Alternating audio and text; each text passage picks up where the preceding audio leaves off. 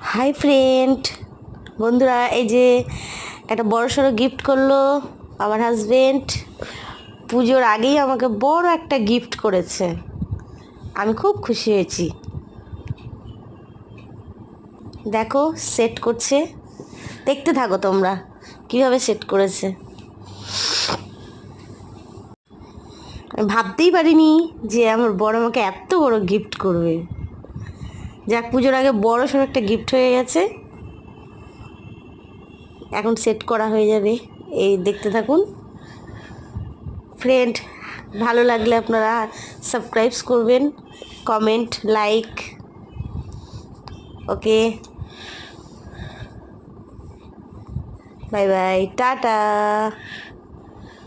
ফুল ভিডিওটা দেখবেন, like comment করবেন।